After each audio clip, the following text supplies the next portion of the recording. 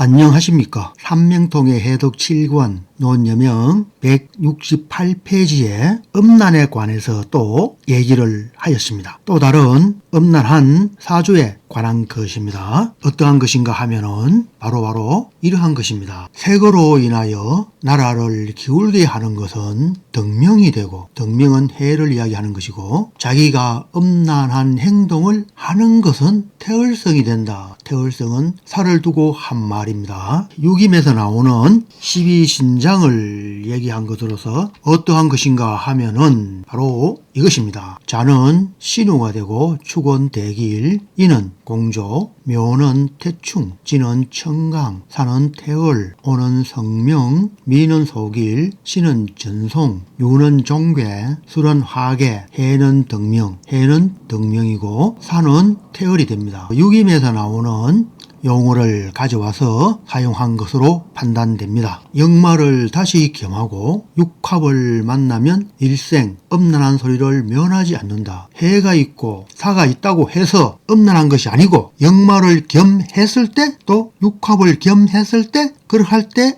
음란하다는 것입니다. 사주를 보면 을에 갑신, 기사, 기해가 되는데 이 사주에 한지살도 없죠. 그렇죠. 도화살 없죠. 그리고 금수가 강해서 은섭한 사주도 아니죠. 사화를 좌했죠. 그래서 살짝 금수가 강하다고 하지만 충분하게 대처할 수 있을 만한 사화, 이것이 일지에 있죠. 지지에 모두 생지로 되어 있고, 실제 자오묘유 왕지가 음란하다는 말을 많이 하죠. 왕지가 또한 도화살에 해당하기도 하니까. 그런데 이 사주는 왕지도 아니고 완전한 금수가 있는 것도 아니고 또 함지살, 즉 도화살이 있는 것도 아닙니다. 그런데도 색이 있고 음란하다. 3명의 남편이 사망했고 또 복례에서 간통하였다. 이렇게 하였는데, 복례라 하는 것은 가까운 곳을 말하는 거죠. 가까운 인척이나 또는 가까운 동네나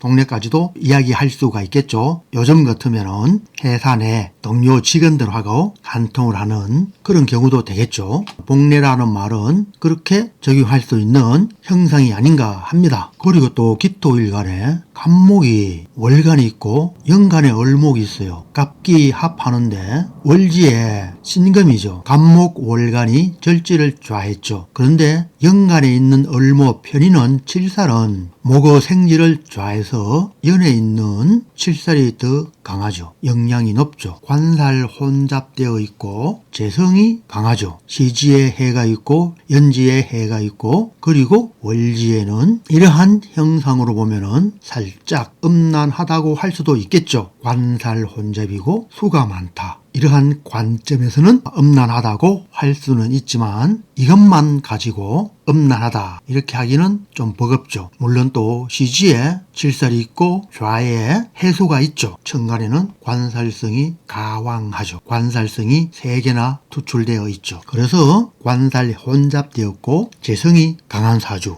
살짝 음란하다고 할 수는 있겠습니다. 그런데 다시 또 덕명과 태을성이 있죠. 사화가 일지에 있고 덕명, 해수가 시지에 있고 다시 연지에 있어요. 그래서 사화와 덕명이 또 역마성이 있어요. 사화는 역마가 되죠. 그리고 신사합을 해서 색으로 인하여 나라를 기울게 하는 것은 해수이다. 그러면은 여자가 못생겼으면은 나라를 기울게 할 만한 여자는 아니겠죠. 아주 아리따고 아주 예쁜 미모를 가진 여자라고 하겠습니다. 그러면 해수는 예쁜 여자이다. 인물이 출중하다. 이렇게 해석하여도 되겠죠. 실제 음란한 행동은 해수보다는 사화에 있다. 해수는 예쁘고 음란한 행동을 하는 것은 사화이다. 그래서 해와 사가 있으면은 음란한 소리를 면하지 못하는데 다시 갑기합을 하고 신사육합을 했어요. 천합지합이 되었어요. 합은 그 특성 중의 하나가 정이 해픈 거죠. 비교적 정이 해픈 형상을 나타나게 하는 것이 합이 되는 거죠. 3명의 남편이 사망했다 하였는데 월간의 간목 정관성은 신금을 좌했어요. 절지가 되고 해수도 절지가 되었어요. 그래서 간목은 1차적으로 수명에 문제가 있을 수가 있죠. 그리고 을해